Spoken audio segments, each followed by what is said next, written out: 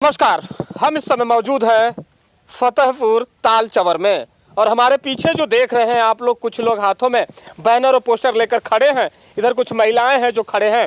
तो आइए हम इन्हीं से बात करते हैं कि ये लोग यहाँ पे क्यों खड़े हैं और किस तरह का ये लोग जागरूक अभियान, चाहे किस तरह का ये लोग कार्यक्रम चला रहे हैं। तो आइए हम इन्हीं से जानते हैं। मेरा नाम है पेरियार मनोज यादव। मैं बहुजन क्रांति मोर्चा का जनपद का संयोजक हूँ और हम लोग ये जागृति अभियान ईवीएम के खिलाफ चला रहे हैं कि देश में जो है ईवीएम हटाया जाए और लोकतंत्र को बचाने के लिए भरपूर कोशिश हम लोग कर रहे हैं। किस तरह का कार्यक्रम का चला रहे हैं आप लोग और किनको जागरूक कर रहे हैं आप? जो भी देश के मतदाता हैं, एससी हैं, एसटी, ओबीसी, पिछड़ा हैं, माइनॉरिटी के लोग हैं, जो हमारे भारत के मूल निवासी हैं, इस देश के असली वारिस हैं, हम उनको उनके अधिकार को बता रहे हैं। घूम घूम करके ये बताना चाहते हैं कि देखो, लोकतंत्र में जो ईवीएम के द्वारा वोट हमारे देश में हो रहा है, हमारा जो है स्वच्छ नहीं हो पा रहा है, क्योंकि जो vote free, fair and transparent चुनाव होना चाहिए, संविधान में जो बातें लिखा गया उस अनुसार में काम नहीं हो रहा है, उसके विरोध में काम हो रहा है। ईवीएम से वोट नहीं होना चाहिए। 5 साल के बाद हर साल हमारा जो वोट आता है, हमारे वोट को ईवीएम के द्वारा शासक जाति के लोग चोरी करते हैं। हमारे प्रतिनिधि सही तरीके से चुन के नहीं जा पाते हैं। ये मेरा कार्यक्रम चल रहा है। किस समाज को जगाने के लिए आप लोग कार्य कर रहे हैं और किस समाज को ये बताने जा रहे हैं आप लोग? हमारे देश में अनुसूचित वर्ग है, एससी है, एसटी है, आदिवासी है, ओबीसी है, पिछड़ा है, ये माइनॉरिटी के लोग हैं। सभी जाति, सभी धर्म, सभी संप्रदाय के लोगों के जो अधिकार जा रहे हैं ईवीएम के द्वारा। ईवीएम से हमारा सही मायने में वोट नहीं हो पा रहा है, हमारे वोटों की चोरी हो रही है इस देश में। और इसी को लेकर के बहुत बड़े पैमाने पर जो देश में माननीय वामन मेश्राम साहब के द्वारा जो राष्ट्रीय प्रेसिडेंट हैं भारत मुक्ति मोर्चा और बहुजन क्रांति मोर्चा के, वो इसको बड़े पैमाने पर कश्मीर से लेकर के कन्याकुमारी से लेकर कश्मीर तक का ये दूसरा राउंड का पार्ट 2 हिस्सा जो है ईवीएम भंडाफोड़ परिवर्तन यात्रा चला रहे हैं, जिसके मऊ जनपद में हमारे 29 तारीख को दिन बुधवार है। 29 तारीख को रामलीला मैदान है हमारे सिपा बाज़ार के पूरब साइड। वहाँ कार्यक्रम 12 बजे से और शाम 5 बजे तक ईवीएम को लेकर के, ईवीएम भंडाफोड़ ये परिवर्तन जो यात्रा आ रही है, लोगों को जागरूक करने की, लोग अपने अधिकारों को समझें। अगर अधिकारों को नहीं समझेंगे तो देश और लोगों को गुलाम बनाने की साजिश षड्यंत्र हो रहा है कांग्रेस और बीजेपी के द्वारा। क्योंकि कांग्रेस और बीजेपी ये शासक जातियों की पार्टी है, न कि मूल निवासियों की पार्टी है। ईवीएम और जिस तरह बैलेट पेपर का आप लोग अभियान चला रहे हैं कि लोगों को जागरूक कर रहे हैं कि ईवीएम से धांधली हो रही है, क्या लगता है कि बैलेट पेपर से होने लगेगी तो इन जातियों का जो अधिकार है वो मिल जाएगा? बिल्कुल। जो भी ईवीएम से चुनाव हो रहा है, ईवीएम की वजह से हमारे देश में नौजवानों के शिक्षा को चौपट किया गया। ईवीएम ही उसकी जड़ है। हमारे रोजगार का सत्यानाश किया गया। ईवीएम ही जड़ है जो हमारे नौजवानों के मनोबल को डाउन कर रहा है। ईवीएम पूरे देश का सत्यानाश कर रही है। ईवीएम की वजह से देश के जितने कल कारखाने बंद हो गए। ईवीएम ही हमारी सारी समस्याओं की जड़ है। ईवीएम एक तरह से अगर कह लिया जाए, गुलाम भारत में जो मनुस्मृति था, एक विधान था, कुछ शासक जातियों के लोगों ने हमारे लोगों को गुलाम बनाने का जो षड्यंत्र किया था मनुस्मृति के द्वारा, आज ईवीएम भी उसकी दूसरी रूप ले चुकी है। मनुस्मृति का ही काम कर रही है ईवीएम। ईवीएम की वजह से देश में जो जिसको हम नहीं चाहते वो प्रतिनिधि हो जा रहा है, जिसको चाहते हैं वो प्रतिनिधि नहीं हो पा रहा है, जिसको हम रियल में चुनना चाहते हैं वो नहीं चुन के जा पा रहा।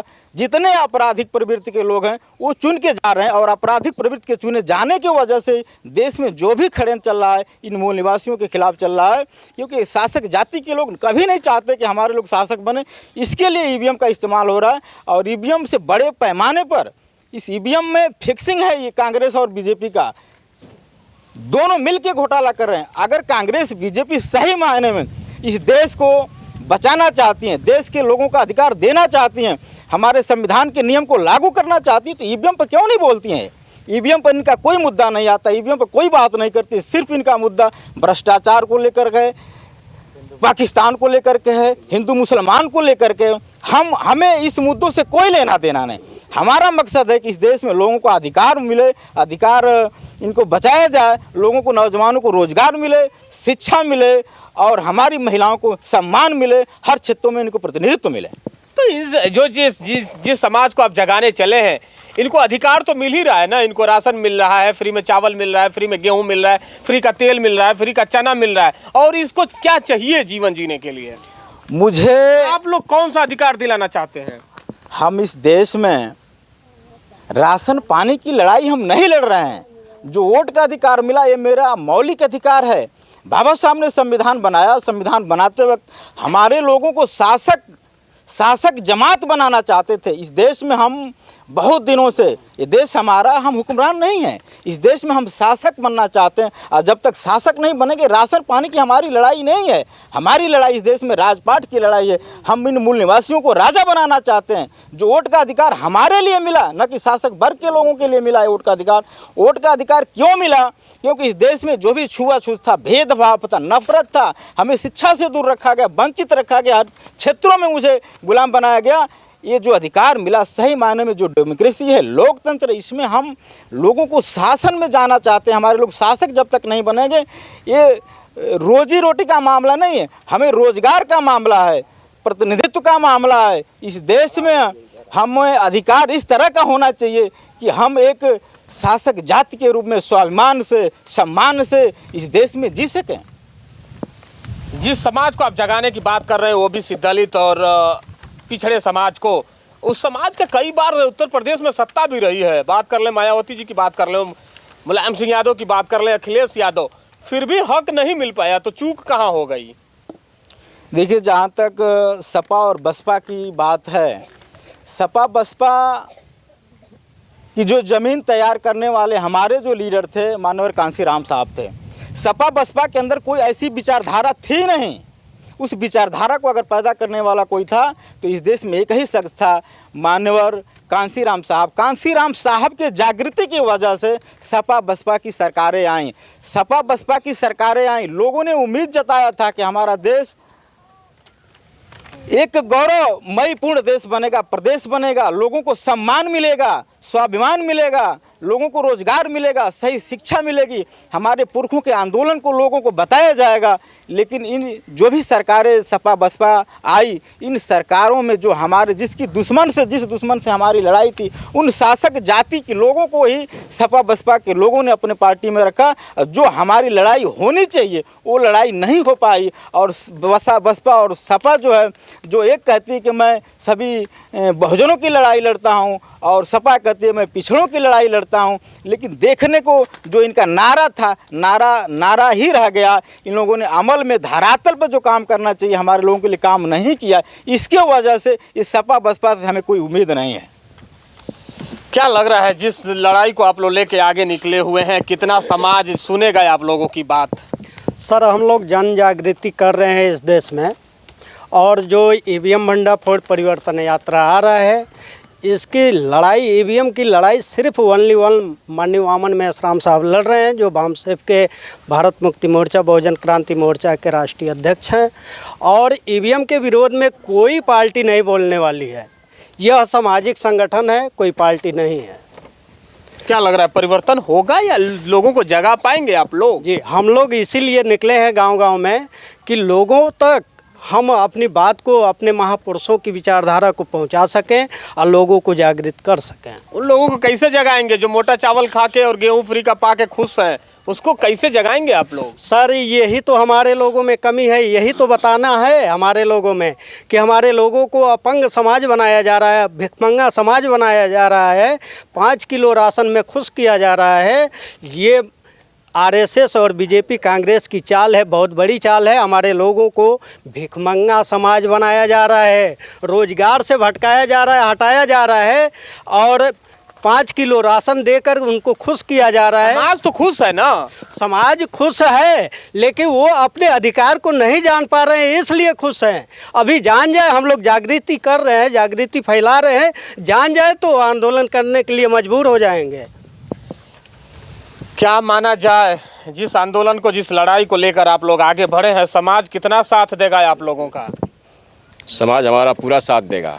समाज साथ देने के लिए तैयार है। देखिए, महिलाएं आपके सामने आई हुई हैं, इनसे पूछिए ईवीएम चाहती हैं कि नहीं चाहती हैं। ये खुद चाहते हैं, जरूर बात करेंगे। महिलाएं भी चाहती हैं, सब लोग चाहते हैं कि ईवीएम बंद हो जाए, हर नेता चाहता है कि बंद हो जाए। ईवीएम ही सभी समस्याओं और का जड़ नेता है। कहाँ चाहता है? कुछ ऐसा नेता है जो बिना काम किए ही चुनाव जीत जाते हैं, वो काहे चाहेंगे कि ईवीएम बंद हो जाए? वो बिना काम किए तो काम तो कोई करता ही नहीं है, समाज का तो काम कर नहीं रहा है, वो तो अपना व्यक्तिगत काम कर लेते हैं। तो उससे व्यक्तिगत काम से तो कुछ होने वाला, समाज का काम होना चाहिए ना। तो हम लोग सामाजिक आदमी हैं, हम लोग सामाजिक क्रांति के लिए चले हैं। तो समाज जब क्रांति करेगा तो ईवीएम बंद हो जाएगी, इसके लिए हम लोग काम कर रहे हैं। का ईवीएम बंद हो जाएगी तो क्या समाज में परिवर्तन आएगा, बदल जाएगा समाज? समाज को बदलना- नेतृत्व करता जब तक अच्छे कदम नहीं उठाएंगे। कांसीराम जी ने समाज को बदलने के लिए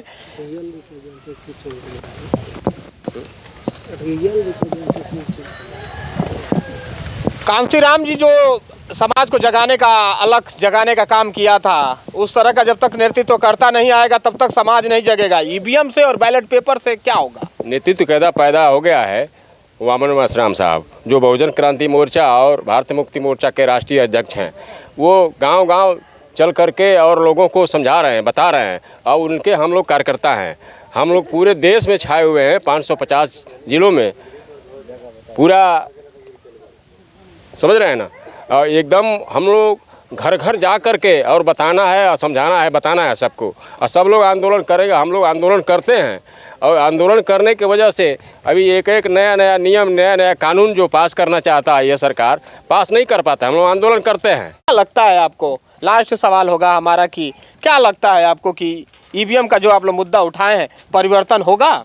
निश्चित रूप से ईवीएम बंद होगा। इस देश में जो भी लड़ाई हम लोग कर रहे हैं, संगठित रूप से कर रहे हैं, ऑर्गेनाइज वे में कार्यक्रम चलाए जा रहे हैं, और निश्चित रूप से हमें भरोसा है जनता पर, क्योंकि जनता का समर्थन बड़े पैमाने पे मिल रहा है। क्योंकि जब भी जनता का समर्थन मिला है, आंदोलन सफल रहा है। और निश्चित रूप से ईवीएम बंद होगा। जनता का समर्थन और हमारे राष्ट्रीय नेतृत्व का दांवपेच, और हमारे पास बहुजन क्रांति मोर्चा और भारतीय मुक्ति मोर्चा एक संगठित शक्ति के रूप में देश में काम कर रहा है। तो निश्चित रूप से हमें अपने संगठन पर, अपने नेतृत्व पर और जनता पर भरोसा है, ईवीएम बंद होगा। अगर ईवीएम बंद नहीं होता है तो 2024 तक हमारा संगठन जनता के समर्थन से, जनता के सहयोग से ईवीएम तोड़ने का भी हम लोग कार्य करेंगे। अगर इससे भी अगर शासक जाति के लोग नहीं मानते हैं, अगर ज़्यादा मजबूर करते हैं, तो देश के अंदर खुले रूप से क्रांति और जनता के सहयोग से, समर्थन से इसको हम आंदोलन के रूप में, जन आंदोलन के रूप में पूरे देश में इसको हम चलाएंगे। और ईवीएम निश्चित रूप से बंद होगा। सरकार का घेरा होगा, संसद का घेरा होगा, राजधानी का घेरा होगा, और उन षड्यंत्रकारी शासकों का घेरा होगा जो इस देश में ईवीएम को बरकरार रखना चाहते हैं। ऐसे नेताओं को हम लोग घेरने का काम करेंगे, जेल के सलाखों के पीछे भेजने का काम करेंगे। निश्चित रूप से हमें भरोसा है ईवीएम बंद होगा, बंद होगा, बंद होगा। तो ये थे पेरियार मनोज जी, और जिस तरह से इन्होंने कहा है कि ईवीएम के खिलाफ ये लड़ाई हमारी जारी रहेगी, और जब तक लड़ाई जारी रहेगी, जब तक चुनाव बैलेट पेपर से नहीं हो जाता। अब बने रहिए हमारे साथ। अब देखना यह है कि इन लोगों का जो आंदोलन है वो कितना सफल होता है। आप देख रहे थे मऊ तक, मैं संजय, नमस्कार।